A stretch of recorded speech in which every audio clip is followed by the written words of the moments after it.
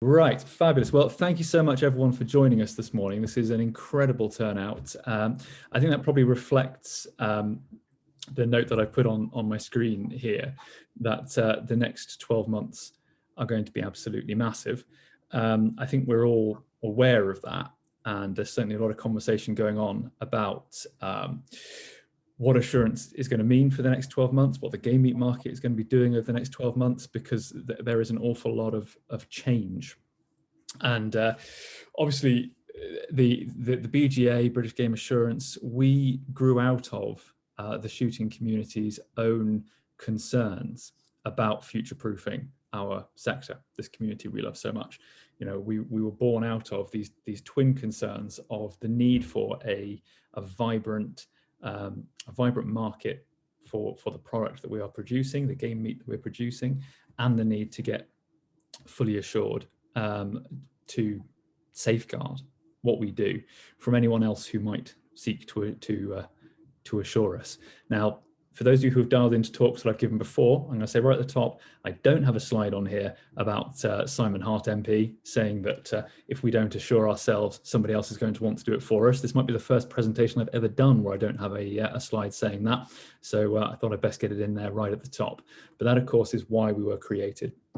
And whilst that has always been true, I think there are signs that this is increasingly of concern, that there may be other people that want to assure us. And it's happening at a time of increased change within the game meat market. So both the threats that the shooting community was alive to 4 years ago are very much sort of with us at the moment. I want to kick off by drawing your attention to an exchange that occurred in the House of Lords, what would be 12 days ago. And the reason I think this is so interesting is it illustrates precisely why the shooting community created British Game Assurance and how it operates both as a shield and as a promotional tool. So what you can see on your screens right now is a conversation that occurred during DEFRA questions in the House of Lords. And Lord Newby, Liberal Democrat peer, asked of the government what they're going to do about shot game birds not going into the food chain. Now, this is something we've all heard about, certainly when British Game Assurance was created as the British Game Alliance 4 years ago. That's when I was working at the Countryside Alliance. This was a real sort of burning concern. You know, are there too many birds, and is there inappropriate I don't want to use the word disposal about birds that should be going into the supply chain, but are people not treating their game appropriately? And so, so this is something that many of us have had worries about before. But note how Lord Newby asks the question. This is not a two-footed challenge from an opponent of game shooting. He says, as someone who really enjoys pheasant. So that's the first thing, okay? This is not an implicit supporter of game shooting, but it is someone who is not opposed to us because they're eating game. This, for me, is the key reason that we go out there and promote game to the general public, because everyone who eats game is at least more disposed to be kind to our community, to understand what we do. You know, I mean, I'm passionate about game as a sustainable alternative, a high welfare alternative. Game meat is the only meat I eat because I'm so committed to this idea of game as a sustainable protein. But you know, enlightened self-interest. More people eating game approach questions of shooting like this. I like to eat pheasant, so you know, you've got a fair hearing from me. So that's the first thing that we learned from this. This is why British Game Assurance has Eat Wild. It's why we have Mark out there opening new markets for game meat. He then goes on to ask this question. In many cases, game birds are shot and not used for food.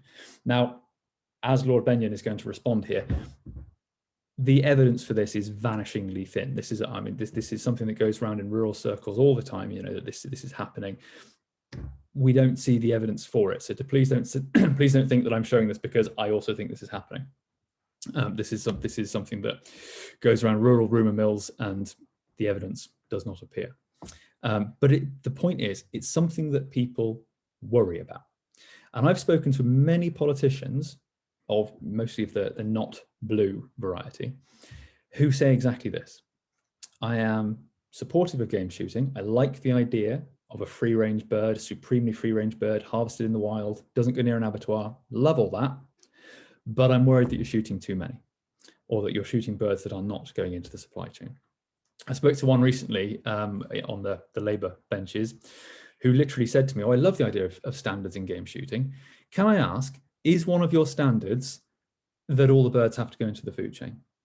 And I was blown away by that, because we who live and breathe this, we're thinking about all sorts of different areas of best practice where we want to improve standards and improve the way that, to raise standards across the board. This is the lowest bar imaginable. This is so easy to clear. Every shoot puts all its game into the supply chain. That's what people want to know about. People who don't understand what we do, that's the first thing they want to ask. So this is how shoots that sign up to BGA are helping defend our community. They're doing it in two ways. First of all, they are agreeing to an independently audited standard. That's a standard that is audited by an independent certification body, and we're going to hear from Alex later.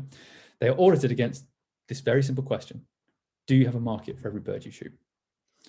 And then secondly, by registering with British Game Assurance, the shoot and any guns that contribute, and we're so grateful to everyone who does, are putting money towards the marketing of game to make sure that even more people are eating it, so that everyone can have this confidence that this is a 21st century food producing sector, which is what we have to be. So that's what we learned from Lord Newby's question. Everyone who eats game is a friend of shooting, and we have to clear this bar of, are we sure that everything's getting eaten? Look at Lord Benyon's response. He says that, as we've already discussed, this is very rare. He's not seen evidence of inappropriate disposal of birds, and immediately reaches for BGA. So this is Lord Benyon, one of the government's DEFRA ministers in the Lords, immediately reaches for BGA. This is why BGA was created, to seek and develop new markets for this very healthy food. So immediately the government can reach, for not only what we've just talked about, the existence of standards, but they can point to the fact that we are a forward-looking community. We're dealing with this. We're taking care of it. We don't need additional regulation. Lord Newby is saying, what's the government going to do about this? And the government says we don't need to do anything about this because the shooting community has grabbed the bull by the horns and has created BGA.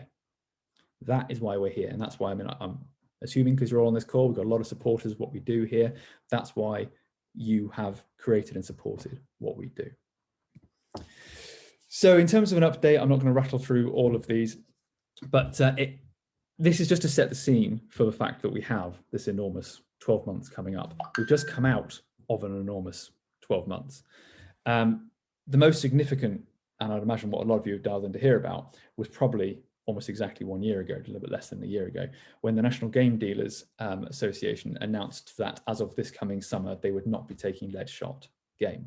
And I'm not going to talk too much about this because Mark, who, as Louisa has already said, Mark has heroically stood in for Christian, and we'll be talking about lead, so I'm not going to get into too much detail, but suffice to say, from my perspective, sort of leading this organisation, when this announcement was made, it was a priority for me to communicate it to all of our registered shoots as quickly as possible.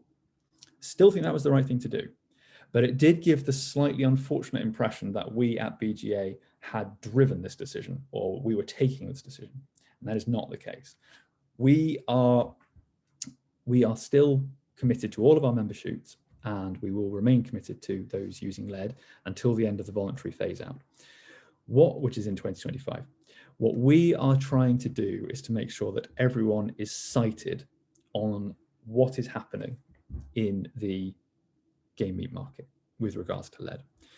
If I can jump down to November 2021, when Countryfile wanted to talk about this, again, much like Lord Benyon reaching for BGA as his answer, Countryfile want to go and have a little circle around the game meat market and talk about lead.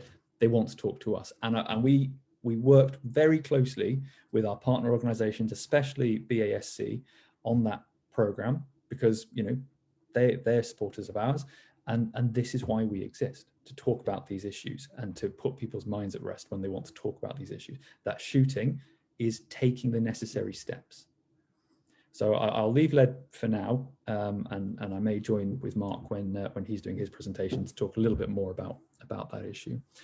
So more generally, we've done some public consultations. We put the standard out for consultation. We're often, so people say to us, you know, where does the standard come from? Did you write the standard?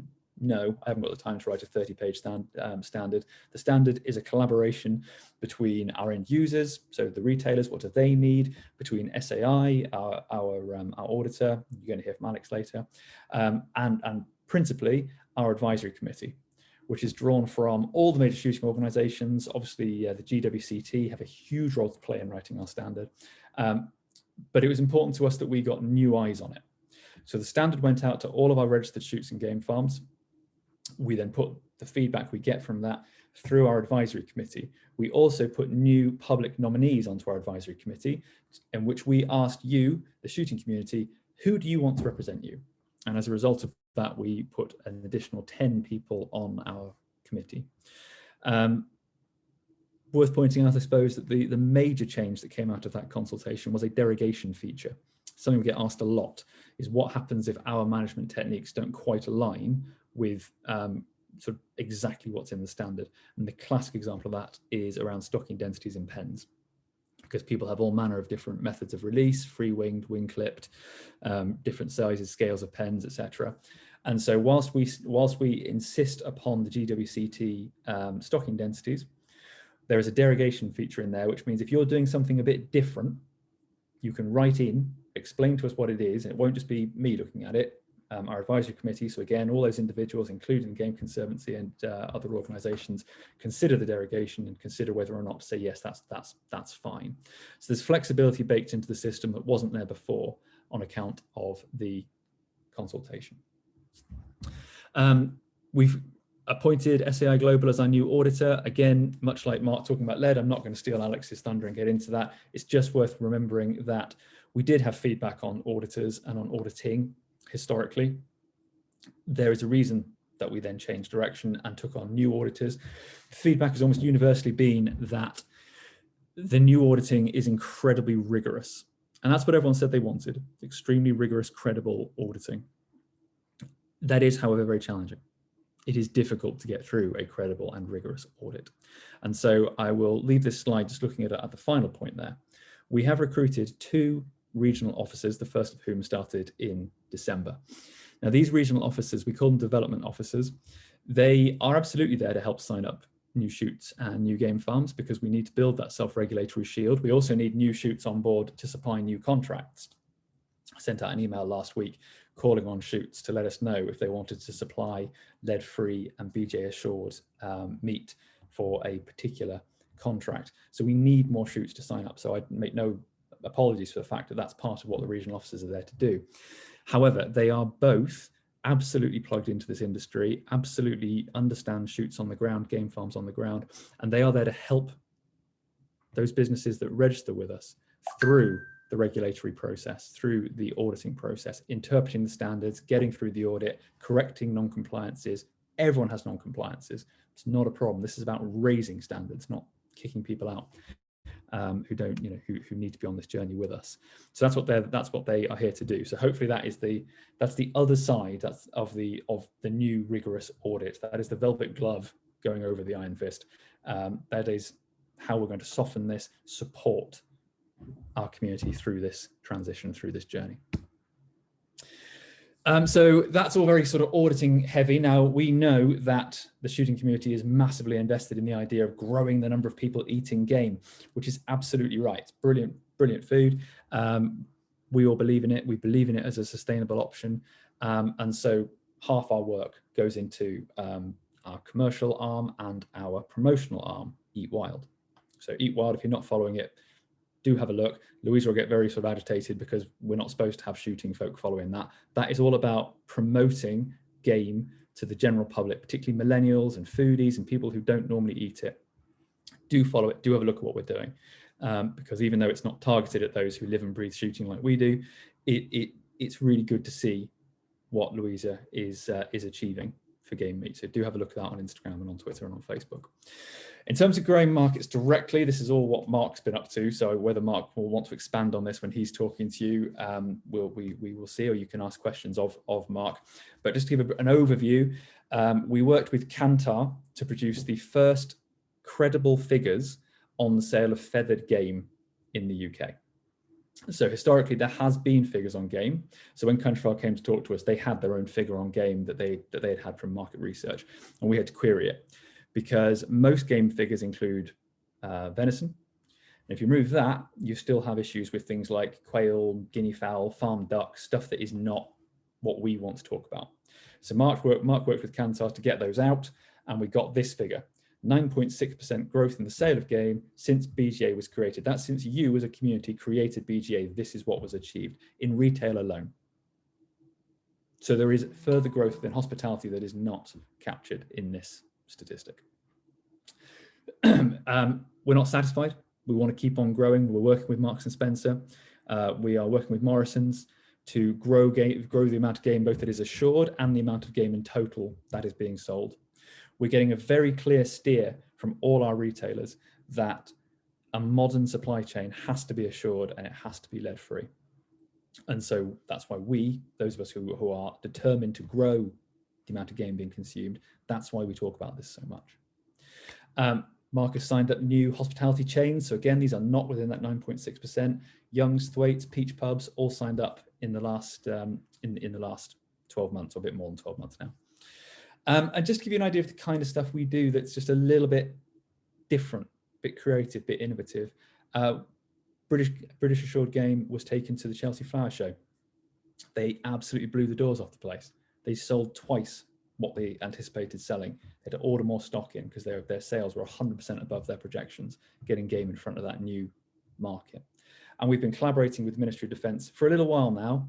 They don't like us talking about it very much, so we have to be a little bit circumspect in what we talk about. But they're suitably proud that now their culinary teams are taking British game on the road and taking it to competitions across Europe and further afield as a result of that collaboration. So auditing, I again don't want to take too much from what Alex is going to say. The 56 shoots and game farms that have been audited by SAI Global, Alex is far better qualified to talk about than me. All I wanted to say is that we do now have 237 shoots and game farms in this country that are audited. That is a fantastic achievement for our community. And it was a real privilege for me to go along to the Game Conservancy facility at Allington and just sit in on watching the new auditors being trained, both by our team, by SAI, and by the GWCT. These are auditors that have been handpicked from a roster of individuals who are auditing against Red Tractor and other schemes you've heard of, but these are people who love shooting, they're interested in shooting. That's why they were chosen. And it was really great to hear them being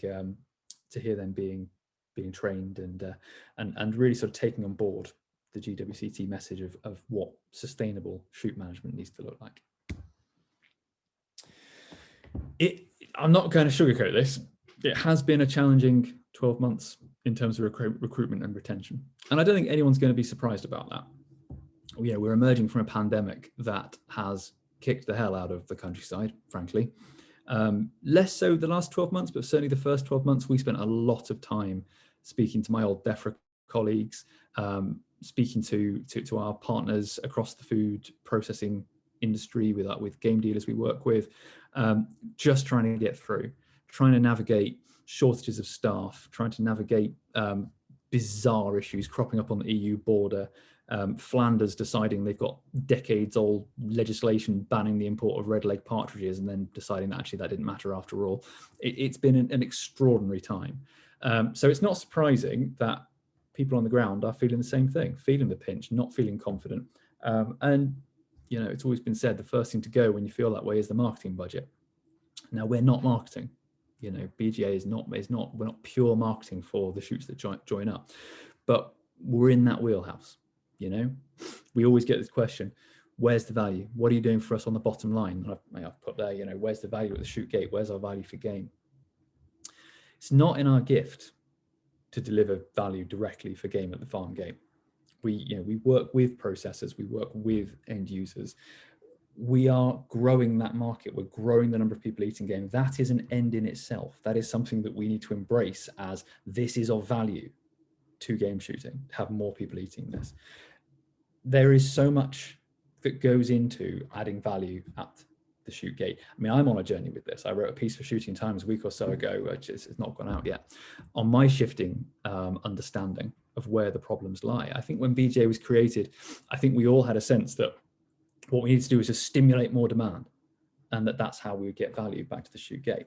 And increasingly, what I'm realizing is that we hear about oversupply, and it's not really an accurate phrase. Inefficient supply is a much more accurate way of characterizing the situation that we have.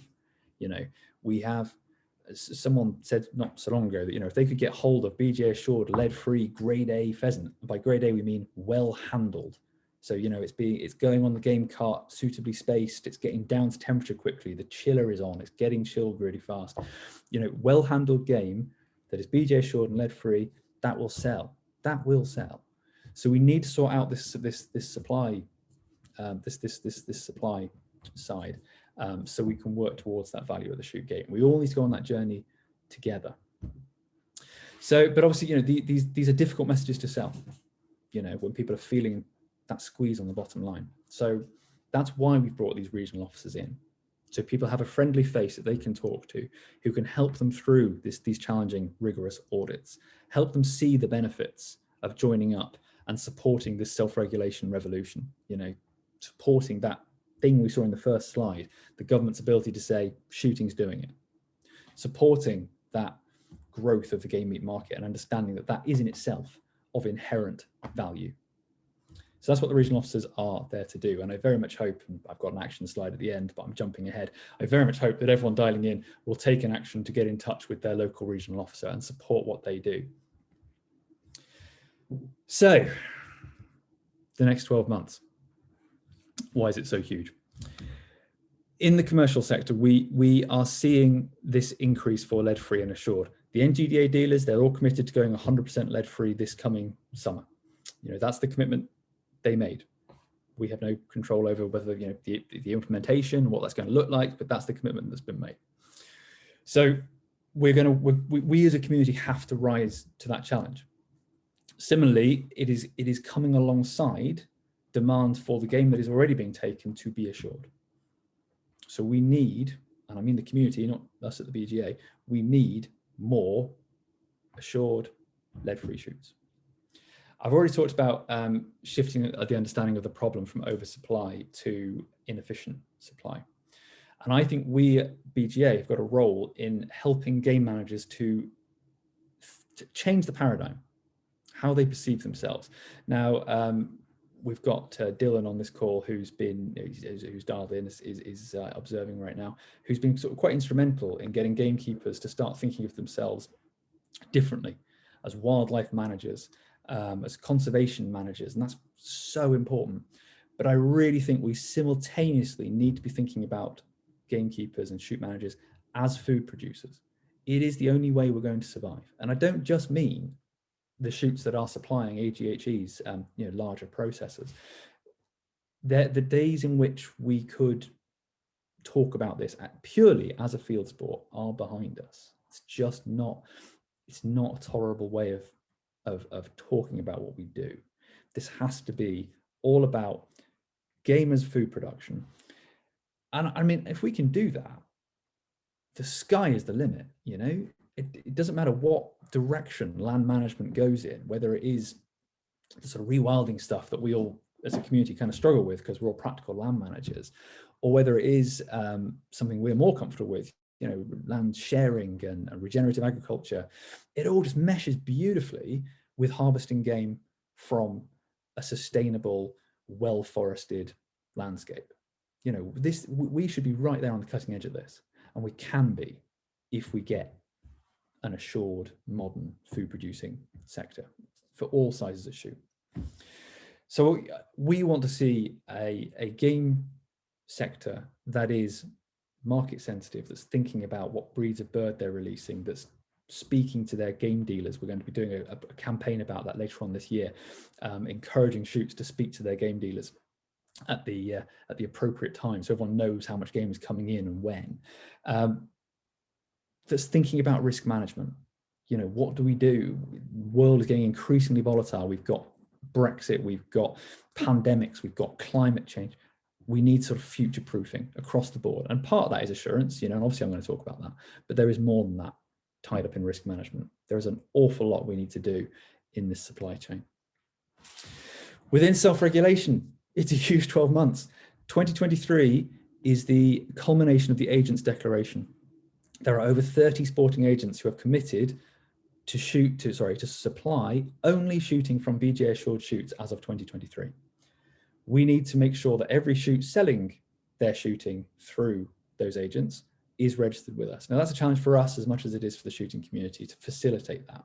And I'm working with my team on ways that we can make that easier, that we can get these shoots on board and get them in the tent, get them within self-regulation and ready to support that declaration. I had a little look at the poll trackers ahead of this. So these are averages of polls, of all the various polls that are taken, which shows Labour as having an 8-point lead, which the New Statesman, they have a thing called Britain Predicts. And they reckon that puts Labour 14 seats, not seers, seats shy of a majority. Now, obviously, maybe we're not all politics nerds. If there's 14 seats shy of a majority, that means they will go into government in coalition. So that could be with the Liberal Democrats, and we saw Lord Newby's question. It could be with the Scottish Nationalists, who, as we all know, are implementing licensing of grouse moors up in Scotland. Take a look at what Labour are up to in Wales, where they are publicly declaring their opposition to game shooting as a leisure activity. We need to ask ourselves if we are ready to engage with a non-Tory Westminster government, because they will ask these questions, and they're within their rights to ask these questions of our community. Are we self-regulating? Do we have this all in place? We could have a non-Tory government as early as 2024. Are we ready to answer those questions when they're put to us? That is the question we need to be asking ourselves. So finally, and I think, I'm bang up to time. I just want to say a massive thank you to everyone on this call who is an investor in standards. So investors in standards, that to us means anyone who is choosing to pay the levy. So our 50p a bird, and that can be paid directly to us on the website. It can be paid to BGA registered shoots. It's a massive thank you to everyone who is collecting levy on our behalf, everyone who is advocating for us, who is explaining to the community why we need to get BGA assured. Massive thank you to all of you for all your support. It's invaluable. And please contact your regional development officer after this call. And that's me. And I bang on 10:30. Look at that. Brilliant. Thank you so much, Liam. A few questions have come in. Oh, can you hear me? I can hear you. Yes. Okay, great. Sorry, I've got Wheel of Doom on my computer, so I'll just carry on. We've had a few questions come in. Some I'm actually going to address personally, and Jonathan, we're looking into why you haven't received any of our emails concerning the advisory committee, but the rest we'll deal with at the end. But thank you, that was brilliant. Mark, thank you so much for joining us so last minute. I imagine you haven't got a presentation to hand, but I think Liam's going to help you through and ask a few questions. Nope. Thanks, Louisa. Just for a second, Mark, if you want me to sort of join and participate, very happy to do so. If I need a lifeline, I'll give you a shout. Thanks, Louisa. I haven't got a screen presentation, but I've managed to scribble down a few thoughts. I joined April the 20th, 2020, so post first lockdown, and one of the first things was obviously hospitality was shut. So one of the traditional markets for game was certainly for the foreseeable future, not any possibility of doing business with. A lot of them were furloughed, and the future for them was looking very, very uncertain. So it became fairly evident that what we needed to do was focus on other areas, so export and retail. it became very, very clear with both of those markets, in particular export with non-EU, was, and the retailers, was that they were asking questions, first and foremost, about lead-free. Waitrose, obviously the leader in talking about lead-free game.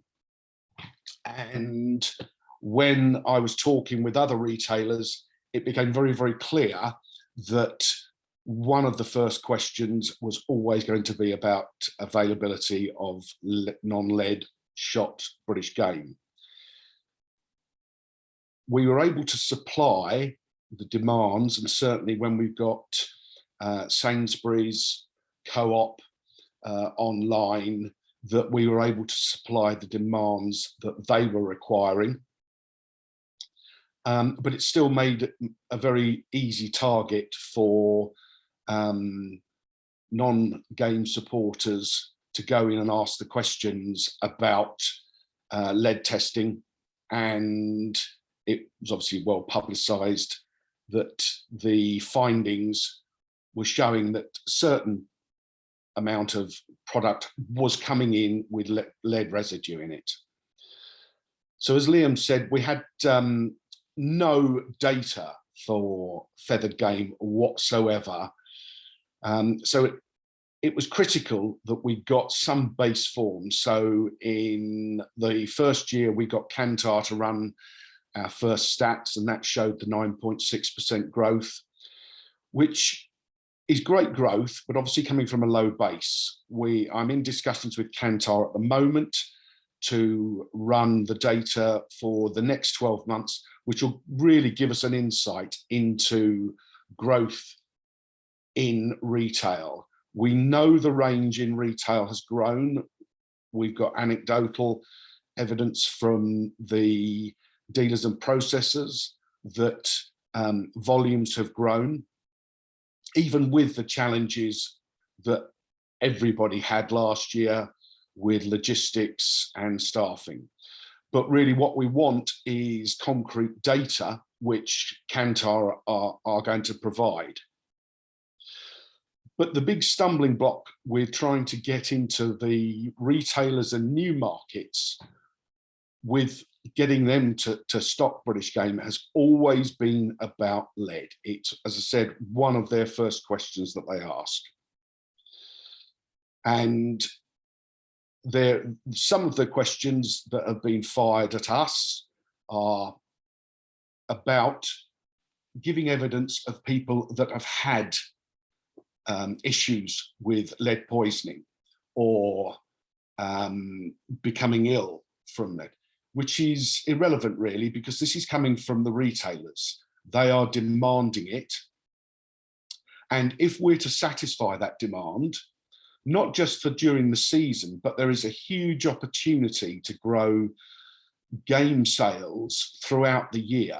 And certainly some of the dealers have made huge strides in developing their ranges so that there's a great range of barbecue game available, so burgers, sausages, pies, pâtés. But certainly during the pandemic, one of the big areas of growth was online. And some of the online stockists continued to develop their range. And again, it was all built around the clamour for non-lead shot birds. And that is the first and foremost thing that people are asking for. So online game sales continue to grow even post coming out of lockdowns. The development is there. It's something that people are used to doing now, buying food, fresh food as well as non-food lines online, and getting them delivered to home. People are a lot more aspirational in what they want to eat at home now, because they had 18 months, 2 years of not being able to go out to restaurants and pubs and bars and eat. So they experimented at home, and Louisa did some great work with Leon on the Eat Wild range. So the demand is there. I mentioned earlier on about the growth in export. Liam mentioned the challenges that our friends in Europe pose. However, there is good demand outside of the EU for British game, and in particular British game assured meat. However, they are insisting on lead-free. So the demand is there. What we've got to be able to do is satisfy that demand. The growth will continue. Hospitality, as it's reopening over the last 6-9 months, they have got their own challenges with staffing and logistics as well. They are starting to ask the questions now. It's obviously out there, people seeing on social media what's happening and what questions are being asked. So they are now asking the questions. So whereas retail take the lead on non-lead shop game, hospitality are now starting to ask those questions as well. So huge growth, huge opportunity out there. And I see that ability to be able to get into the retailers that currently don't stock game, feathered game, to continue to get in there. But that demand is all going to be based around lead-free. Lead-free obviously is the way to go with the retailers. And as I said, where retail lead, hospitality will follow. Anyway, if you've got any questions that you want to pose, please do so. In the meantime, that's the end of my session.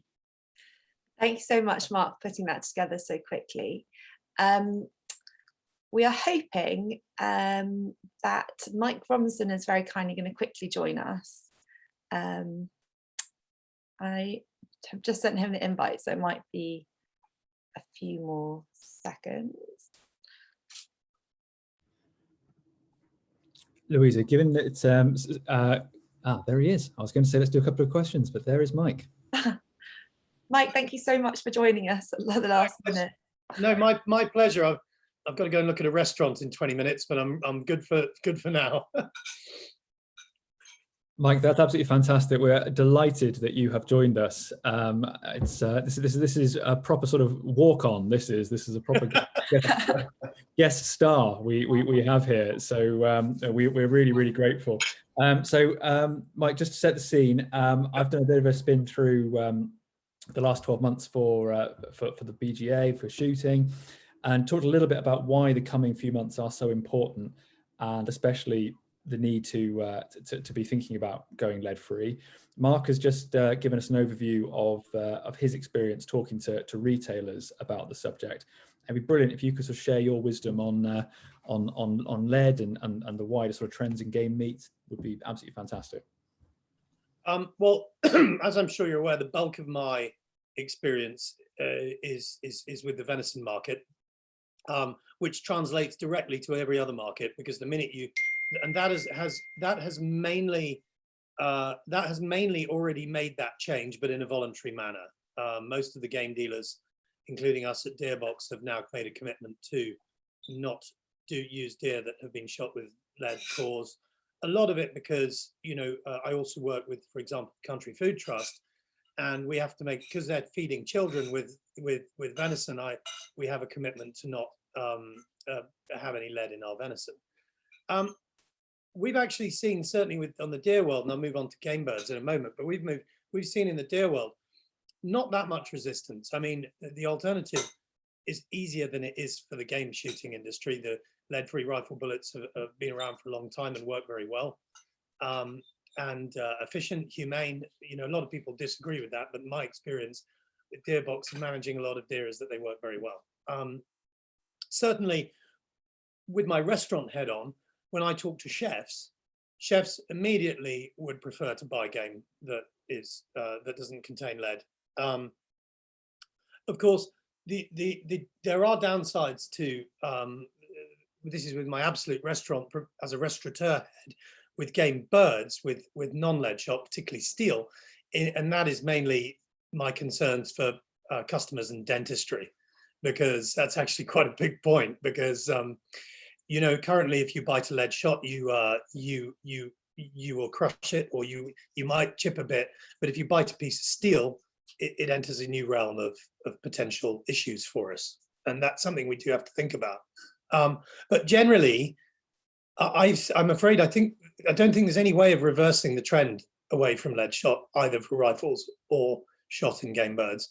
I think it will happen, and I think we have to try and find ways of doing it in the most painless way possible. But you know, as a restaurateur, do I ideally want to be feeding people with lead shot? Ideally not. As a keen person who loves everything to do with the countryside, who loves, you know, shooting, I adore deer stalking and managing deer, you know, it's incredibly difficult. I'm not 100% sure of the solutions, but without a doubt, it's an easier sell into the marketplace without lead.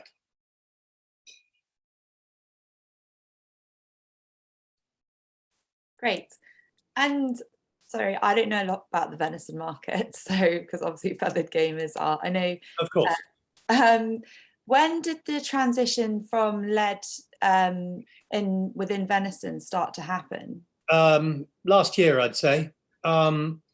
During and over lockdown, really, because we had a break in a sort of almost like a clean break.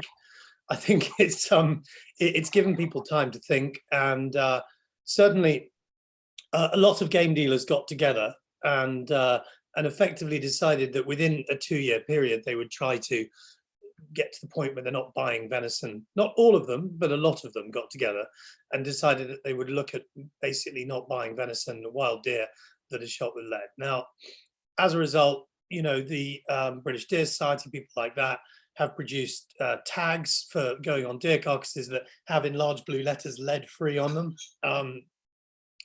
And these are washable tags that stay with the deer right the way through, and you know, the whole process of skinning and all that sort of thing.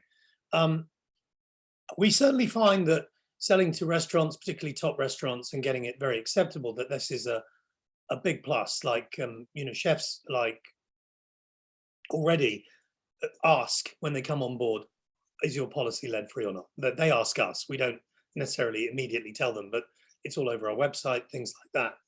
Now, as I say, I'm fully aware that that it's much easier to do deer with lead-free than it is with the game birds, because the cost implications of shooting with not with a lead replacement are huge. And then, as I say, there are the other elements that I think about when I'm feeding customers, which is dentistry. And I'm actually quite worried about that, I'll be honest with you. You know, dentistry is fearsomely expensive. And even though we will obviously say this may contain steel shot or bismuth or whatever the newest thing is, it's going to be significantly harder than lead. And thus it's going to have an implication on people's teeth when they eat it. I haven't really heard anyone discuss that point, but it's pretty important to people like us who are on the end of it, you know. And in this more and more litigious society that we live in, we do have to consider that side of it. I think something with game birds, and again, sorry, I don't know about with venison, is that obviously the metal detectors that processors are using are getting more and more. Yeah, they are, yeah. Yeah, so hopefully it won't be too much of an issue, No, but obviously sure something we need to think about. Mike, we've got a question that's come in. Do your customers ever question whether or not the game has been shot with lead? Yes. Just wondering how aware the consumer is of the lead issue. Very rarely is the answer. Do people actually say it? We do obviously have a caveat that say contains lead shot. And if we're selling wild ducks, we have a caveat that says contains steel shot. Because I want people to be aware of the difference. I also want to cover my backside in case someone does break a tooth and somebody says, "Oh, you didn't tell us it was steel, not lead." Do you know what I mean? So we do that. The answer is very rarely do people ask, but once in a while. I don't think the public is particularly concerned. However, I think that it's, you know, I think from an environmental perspective, it must be a good thing. And But, you know, no, the public don't ask very often, but they do ask. I'd say we get half a dozen requests every season from people asking what our policy on whether there's lead shot potentially in our meat. We do say on the menus that all the deer are shot without lead as well. Do you think that's increased venison sales by using lead-free? It's reassured our customers. It's a reassurance factor, I think, more than anything else, really. This is a restaurant, both restaurant and public. Now, the public are getting more and more active. An interesting one with venison is I'm launching a campaign this next coming couple of weeks called the Wild Venison Project, which is aimed to get more restaurants using venison across the country to help address the overpopulation that we're seeing post-pandemic. And one of the points we are making is about lead-free, because it helps to reassure these customers that they're getting something that and it's not just lead, by the way. The thing in deer, and I know I don't want to go off subject too much, but the thing in deer also is that the monolithic rifle bullets that are not made, have no lead in them, also do not fragment. And this is another really big point. It's not just about the lead, it's about the micro fragments of copper and lead that you find throughout carcasses. So what you're doing by using these non-toxic, probably the best way to put it, monolithic ammunition, is that it's not they're not leaving a trail of fragments through the carcass. And I think that that's one of the things that's really good. And I know that with having looked into quite detailed about lead shot and steel shot, lead shot doesn't tend to travel at the velocities that means that it fragments when it hits game birds. But still, you know, I think that it may help significantly the big challenge of getting game birds into the restaurant world. And I'm afraid to say it's always going to be a hard sell getting the general public to go in a supermarket and buy a pheasant. It's going to be hard. I'm not saying it's not possible to do, but it's tough. It's a lot easier getting restaurants to embrace it. And that's them getting it into, because I'll tell you the main reason why is because they're really good value for money at the moment. You know, the cost of all our other proteins are through the roof. Beef, lamb, pork, everything, chicken, good quality chicken, farm ducks, staggering now. And so restaurants are having to charge more and more and more to their customers.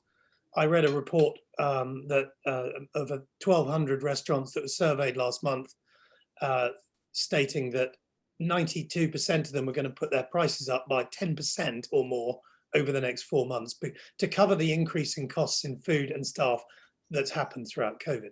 So, you know, you offer them a viable alternative that doesn't have a big drawback, and a big drawback, the easy one for people to get in people's heads that it might have a danger factor is lead, then, you know, it helps. But I'm not personally in massive favor of mandates. I'm not in favor of ordering the stopping of lead shot because we have to ban everything. I'm in favor of people being allowed to make informed choices. Game dealers saying, we want to buy only non-toxic shot game birds. That's our decision. And thus we will market to our customers that all of our pheasants and partridges are shot with non-toxic. I don't like banning stuff if we can possibly avoid it. I'd much rather go down the route that the venison industry has gone down, which is almost a self-imposed one by individual game dealers saying, this is our decision. Yeah, I think that's a really interesting point, Mike. And I was saying in my little bit of spiel earlier that, you know, we will continue to work with shoots that use all legal ammunitions until the end of the voluntary phase out, which obviously is another 3 years run. But much like you, we are trying to communicate the commercial realities and what we're hearing from end users, and obviously what processes are saying. I think what you said, there's two points you made there that I thought were really, really interesting. Everything you said is really interesting. But two I wanted to follow up on. The point about game being absorbed by the restaurants, I think, is really interesting. You know, I think we often overestimate the amount of product that we're actually moving in the game bird sector. You know, if there's somewhere in the order of 6 million birds being processed for sale domestically, and I'm not including sort of local processing in that figure, you know, against the 1 billion broiler hens being killed every year, it's a very small number. So I don't think it's necessarily a problem to think, well, you know, the restaurant trade can take quite a lot of the game that we're producing. I think the other point is this thing around whether the public are asking for lead-free birds or lead-free venison. It's one of those things, isn't it, that it was described to us recently by a senior official of one of the supermarkets. It's all about barriers to entry. Mm-hmm. Someone to be asking that question, and you to flip over a pack of pheasant and you look at the sort of the warnings that are being put on there because of lead in the supermarkets. You just don't want it on there. No. It might only be stopping a small percentage, but you don't want to have that conversation about, you know, it's not in lead's not in paint, it's not in petrol. Yeah. You know, why is it in here? You don't want to have that conversation. So I think that's really interesting. I just want to draw attention to one of the questions we've had from Hugh Rose. Can anyone accurately put a tag on a bird or deer carcass claiming it is lead-free? I mean, that obviously in game birds, that's really interesting when you have the potential for birds that have been pricked on other fruits. You know, we have certainly been talking about birds shot on lead-free shoots. Mm-hmm.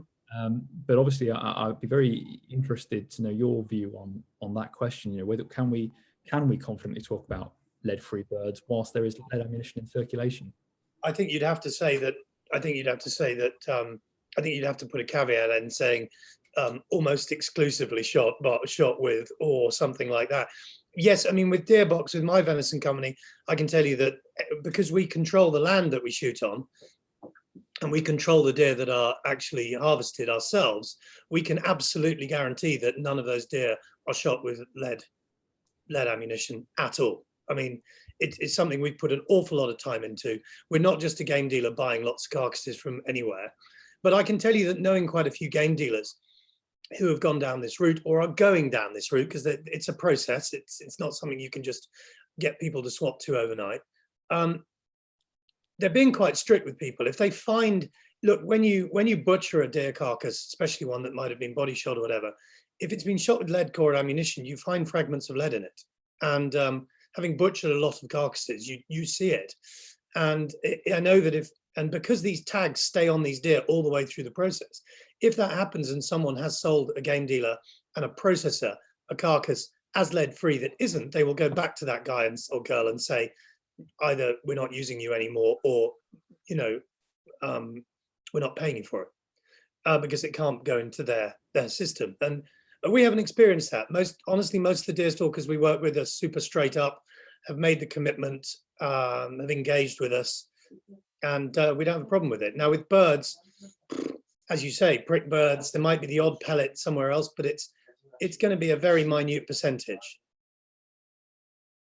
Yeah, absolutely. I mean, we've been putting a lot of thought into how we can support through the assurance scheme.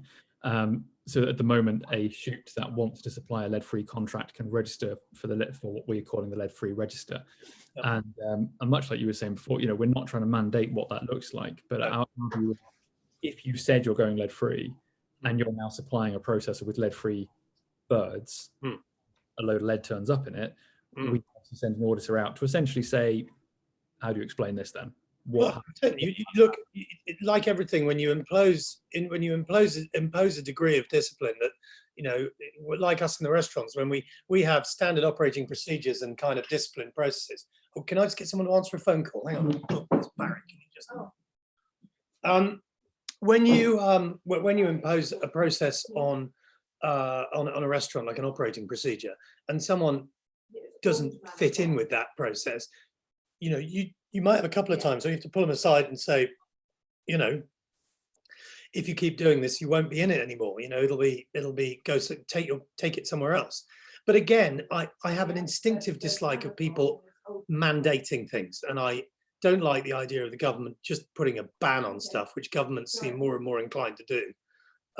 You know, I don't like overt authoritarianism. I think this needs to be grassroots driven. It needs to be driven by a desire to do this ourselves, and I think we'll look much better as an industry, as an organization, or whatever, as a way of life, if we manage to make this transition ourselves and not be ordered to by government.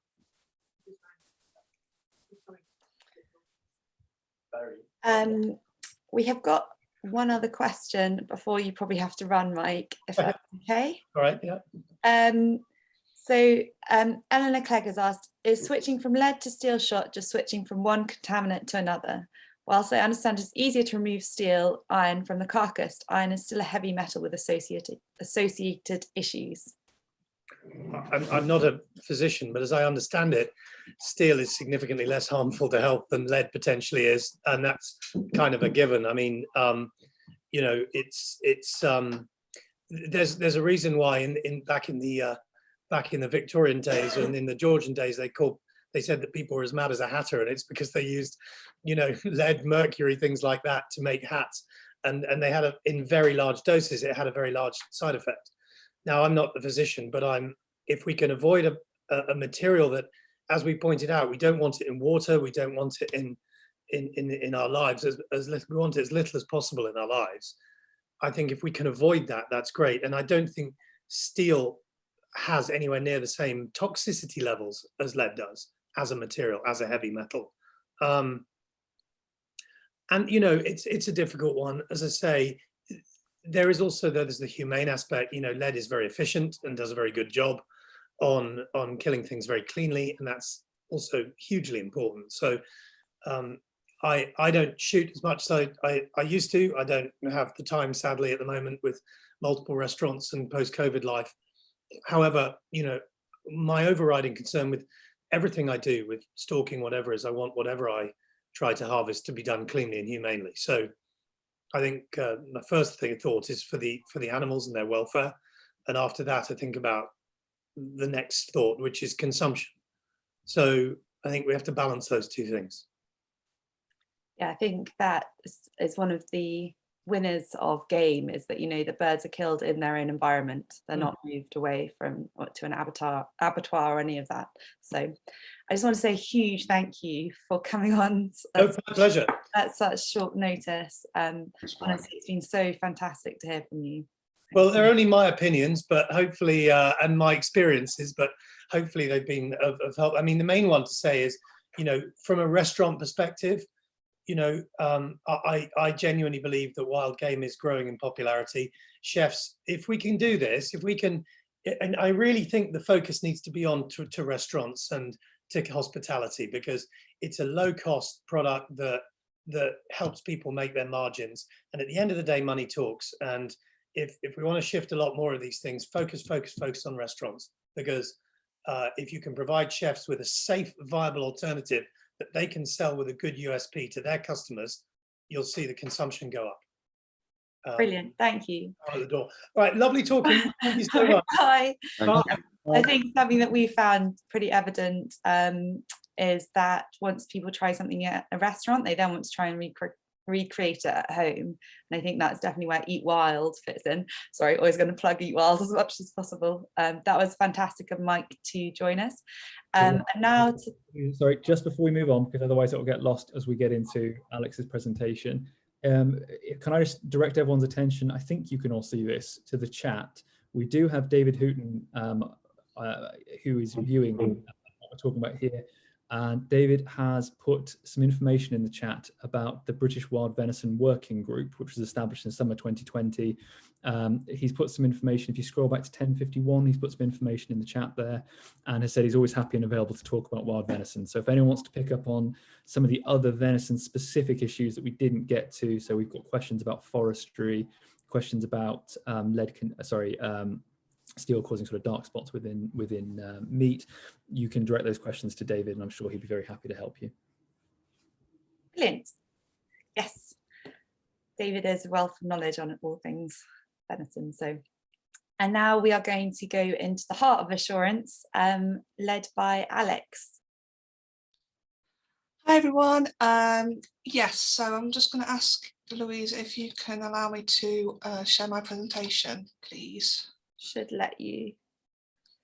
There you go. So can you all see that? Yeah. Lovely stuff. I'll just get it running. So yeah, hi everyone. I'm Alex MacKellar. So I'm the scheme manager at SAI Global for the British Game Assurance Scheme. I'm also a team leader, so I look after every assessor north of Birmingham up to Inverness, John O'Groats. So I look after a big team of assessors on the ground. And I also do assessing as well, not just the BGA scheme, but I assess agriculture and venison schemes across the board as well.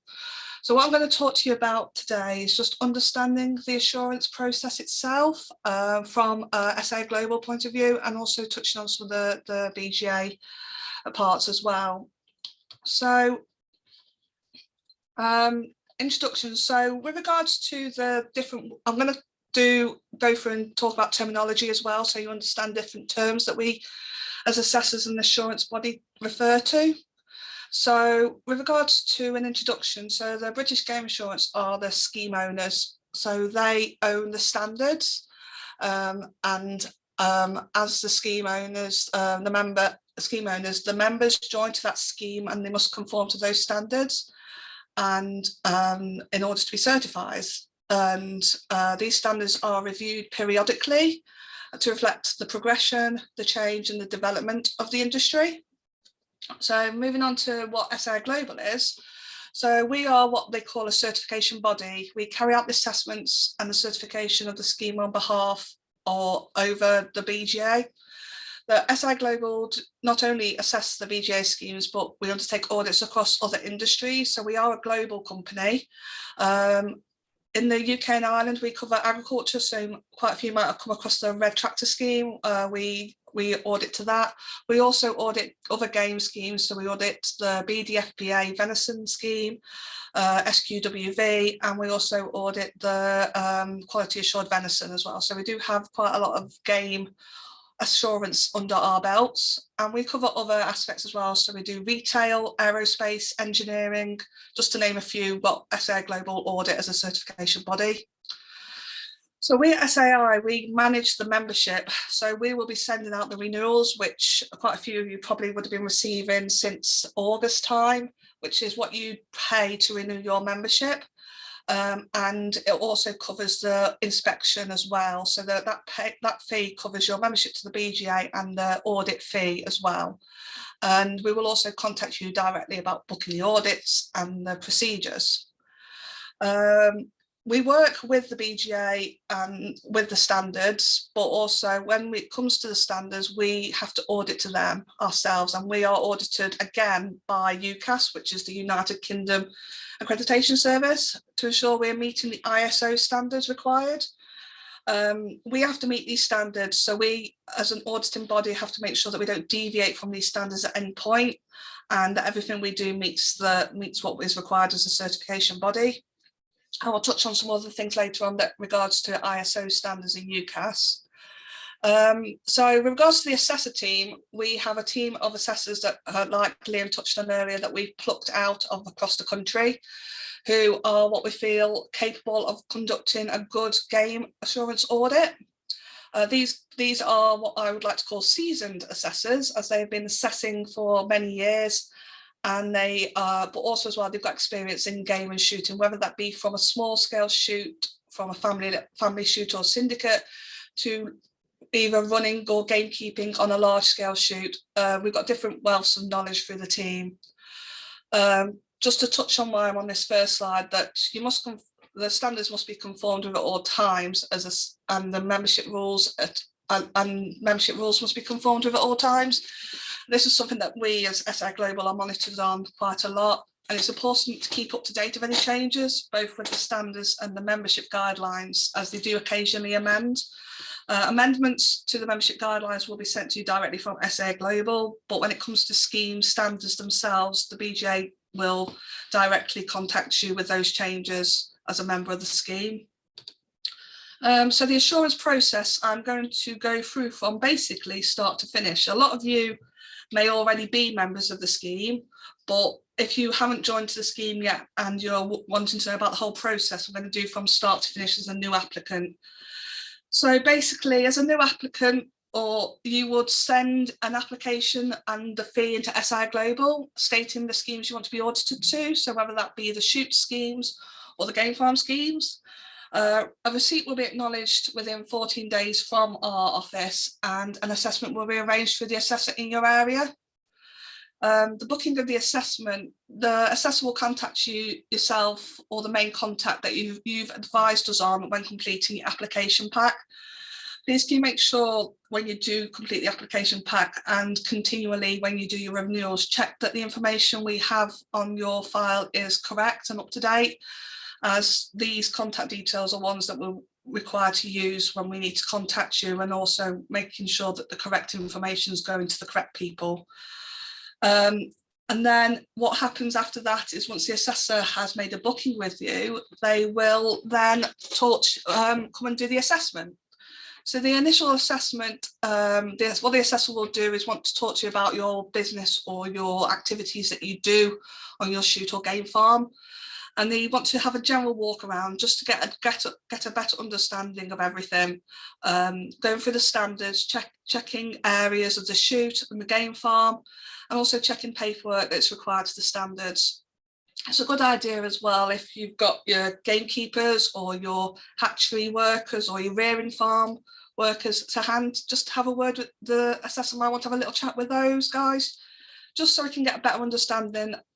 Assurance is about collecting objective evidence to ensure that you are meeting the standards required for assurance. So the more information you can have to hand and help the assessor, the better. It gives us a better understanding.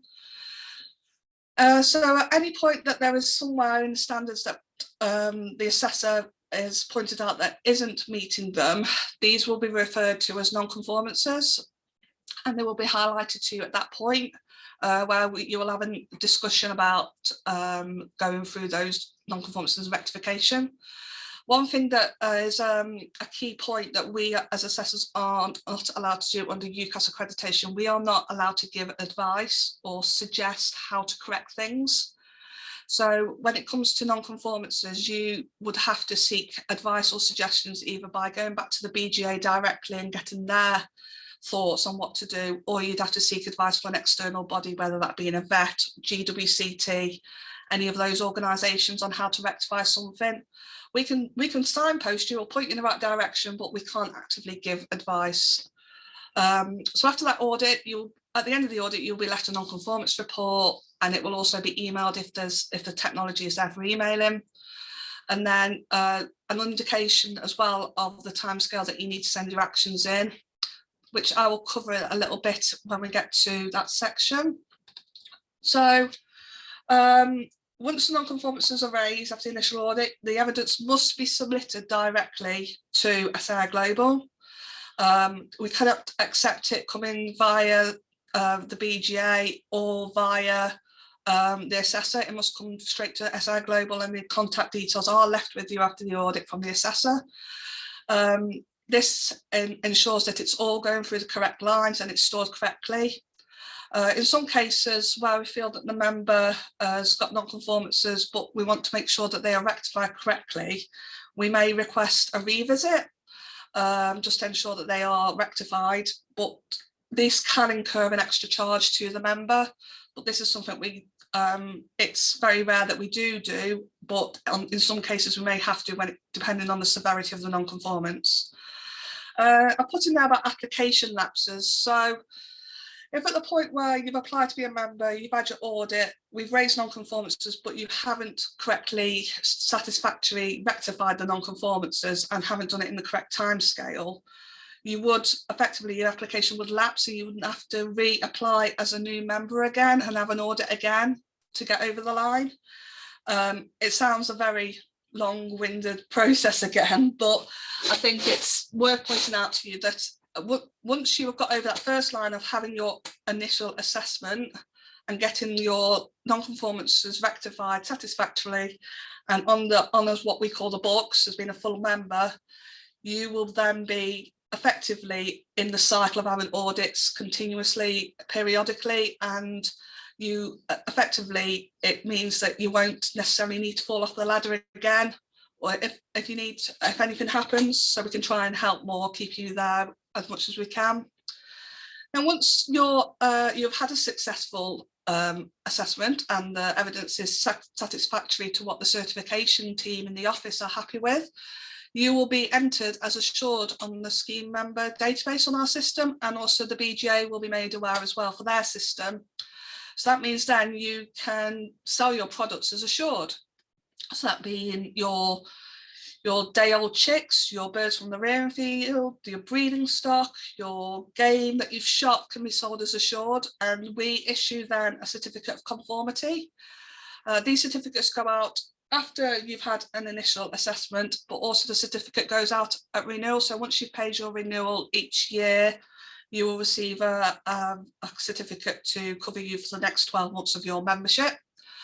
It's worth pointing out here as well that if at any point you lose membership by being suspended or withdrawn, which I'll cover a bit later on, you will become deactive or non-assured, and it will be on the membership database. As much as a certificate is good and it does prove that you're assured, the database is the definitive, it is live, and that's what we keep up to date daily.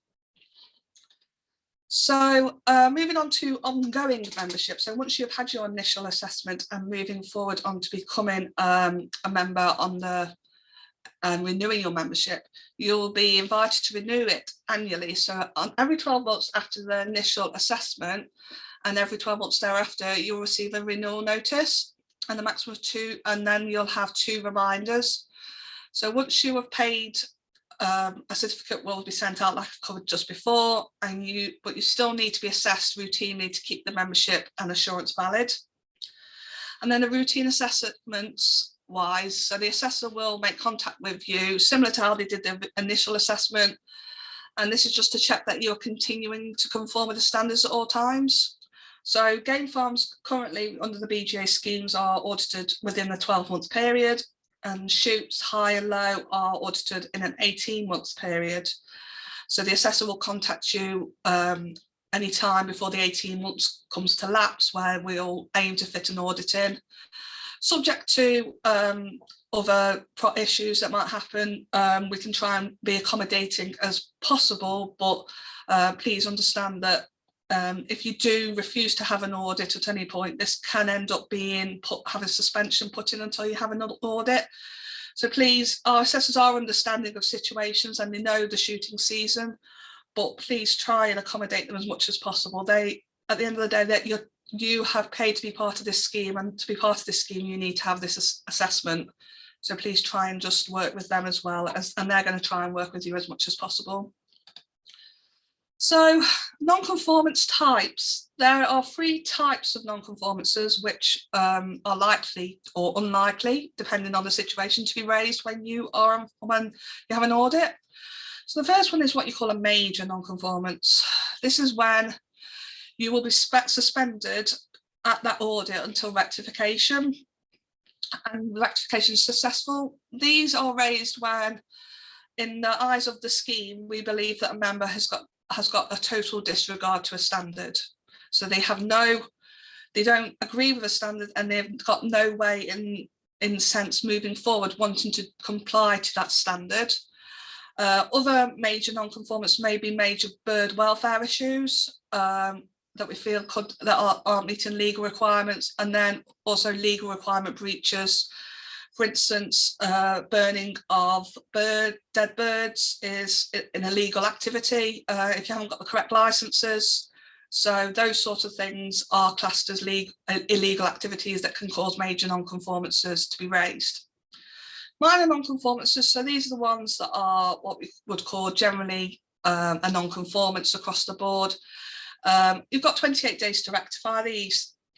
These can range from the simplest thing as a little bit of paperwork not being complete or not available. External issues, for instance, feed that's stored in the bins, the feeder rack, there's surplus feed on the floor that's dirty, broken or damaged feeds and drinkers, things that can be rectified in 28 days. But also as well, bear in mind that when it comes to pieces of paperwork incomplete, if there's something that the assessor at the time feels that you can complete during the audit or rectify, we can help and sort and rectify those at audit. So it's say they can be raised as a non-conformance, but you prove in the audit that you've rectified them.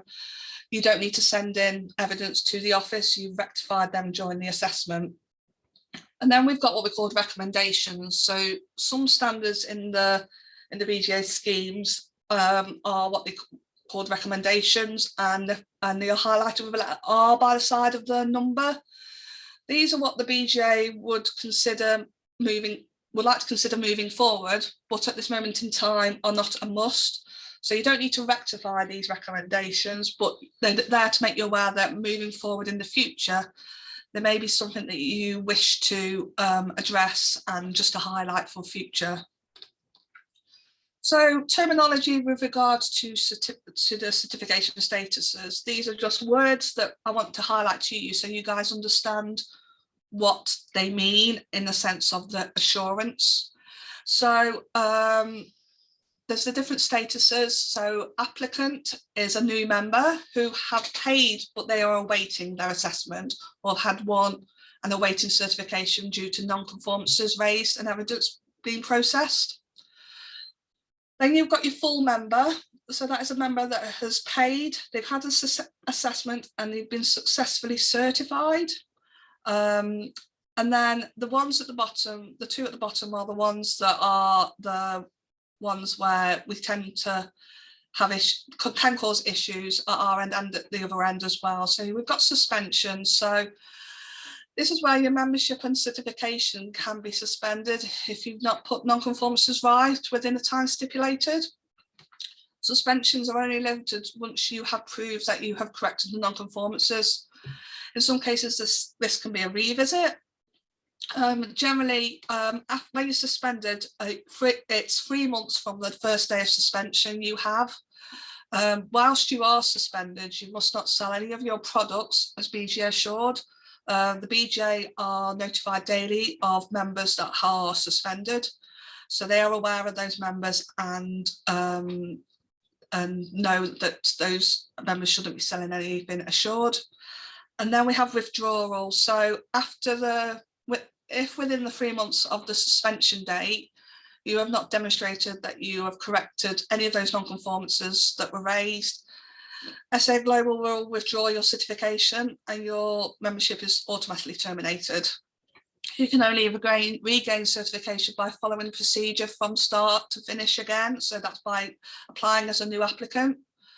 And as long as all the other sanctions are met and none of the non-conformances previously, so you need to be shown that you've rectified everything from start to finish.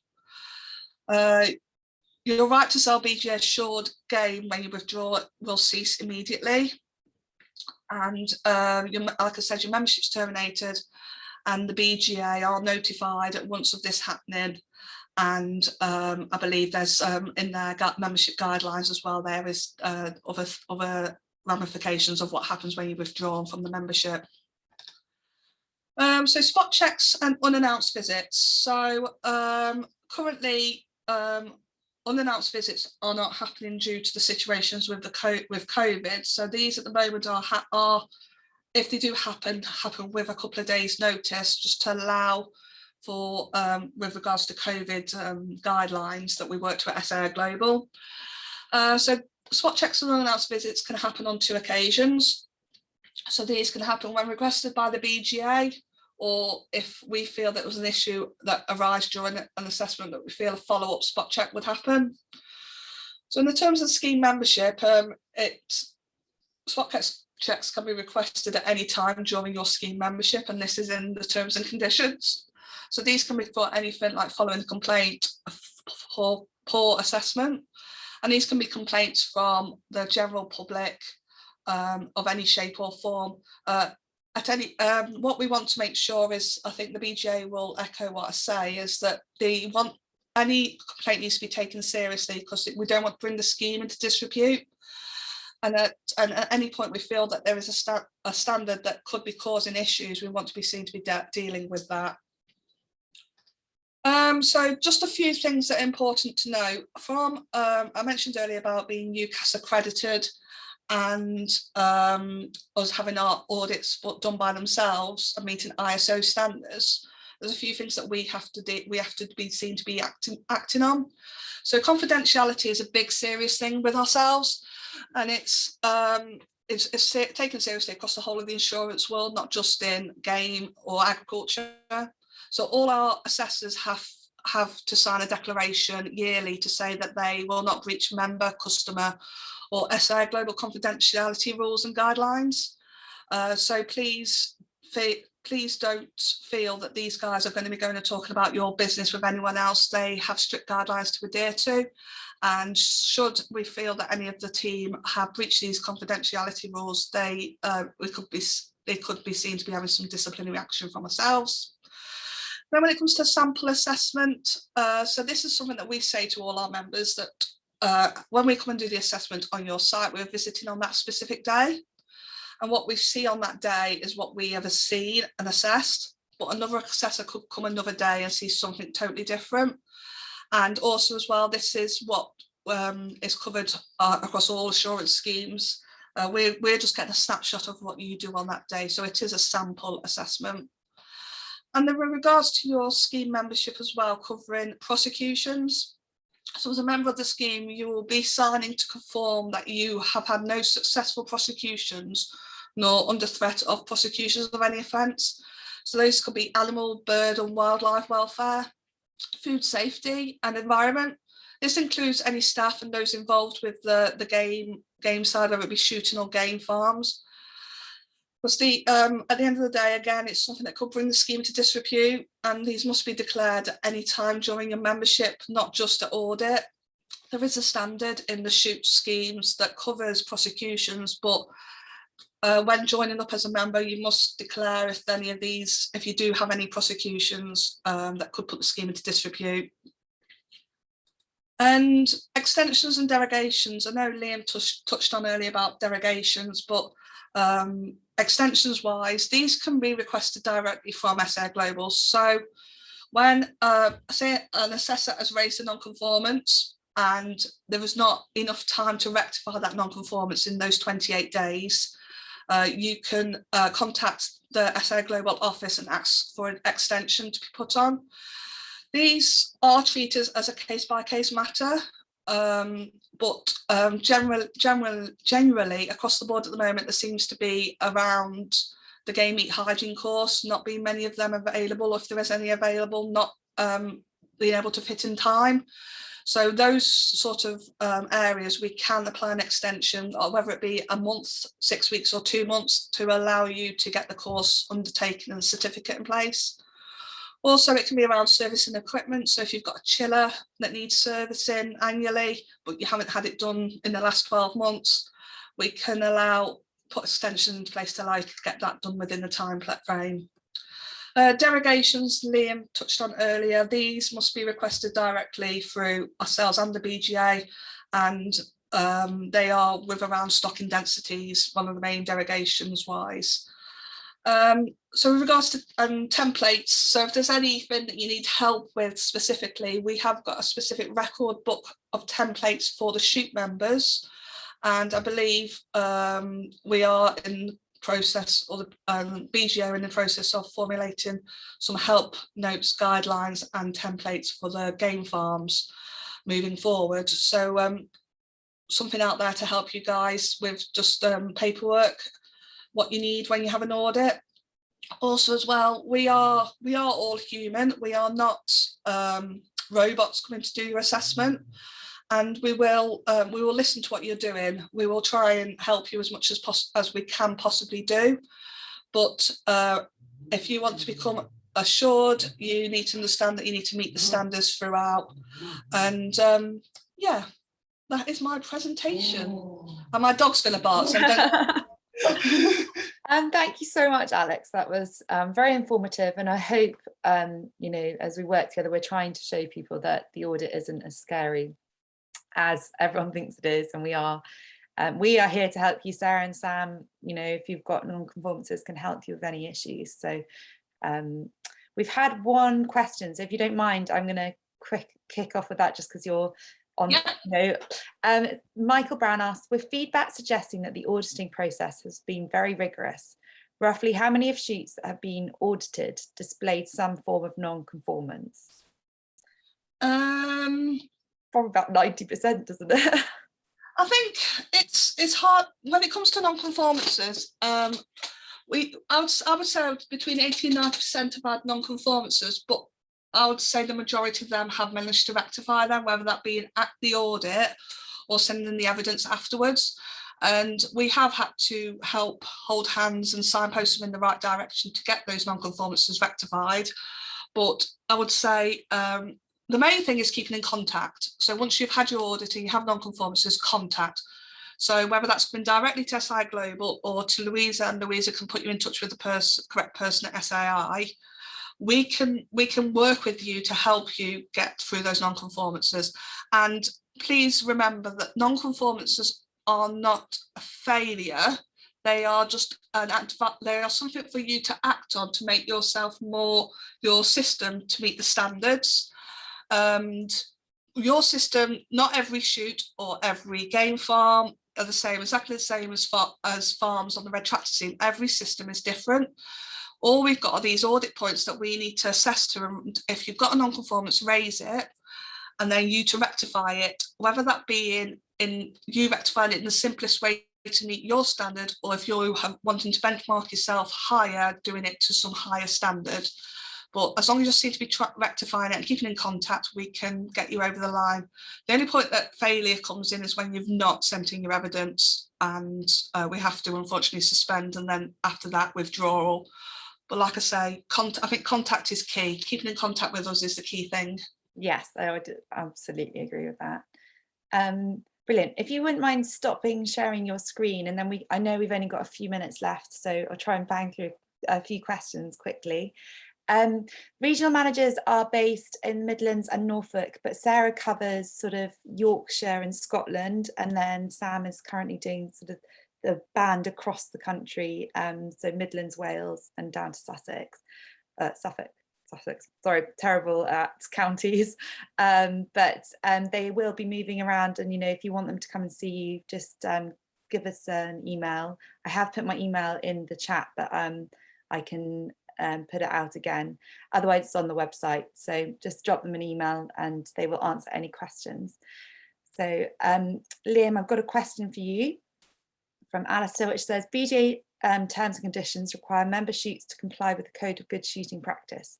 Is it the case that breaches of the code would expose member shoots to BGA sanctions? So, so first thing to say is that perhaps given what we've talked a lot about the regionals, we can put some email addresses in the chat at the end for both of them as well as for you, Louisa, just so it's right at the bottom there. So the Code of Good Shooting Practice, it is not in the code itself is not in the standards document against which fully registered shoots are audited. It is in the it's in the standard that we apply to associate members, but it's there as something for everyone to be aware of. What we have done is base our entire standard on the Code of Good Shooting Practice. It is the Bible of good practice as drawn up by the assembled shooting organisations. So we have taken those standards and rendered them into auditable format. So within the code, there's a lot of coulds and shoulds, which we support, but they're not terribly easy to audit. So you would find that were there a significant breach of the code, there is probably a significant breach of the BJ standard.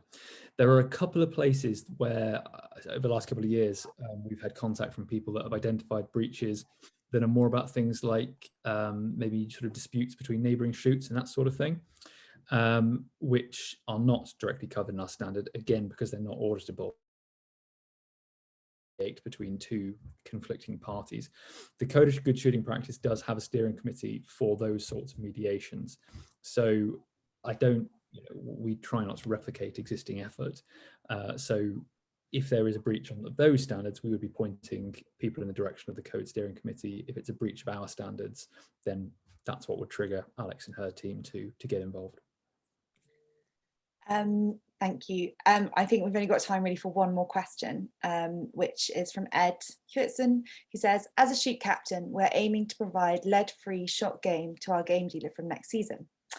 What suggestions do the BJ have to help shoots ensure their guests let their guns, etc., ensure that they use only non-lead alternative shot? It's quite a lot, so. Yeah, no, it's a brilliant question. We get it all the time. So I think this is a piece of work that we need to do at BGA. We will be talking, so we've got an increasing number of shoots going on the lead-free register, particularly because we put out a call last week. So those of you that are on our shoot list will have got it last week, saying, you know, we need lead-free BJ assured game to supply various people. You'll all, those who haven't had it, you'll see the press release shortly. So there's more and more shoots going on that register. When people have had a bit more time to breathe, we'll be talking to those shoots about what they're going to be doing, what is their plan. We've got some examples, but they're not particularly easy to replicate. They're quite labor intensive.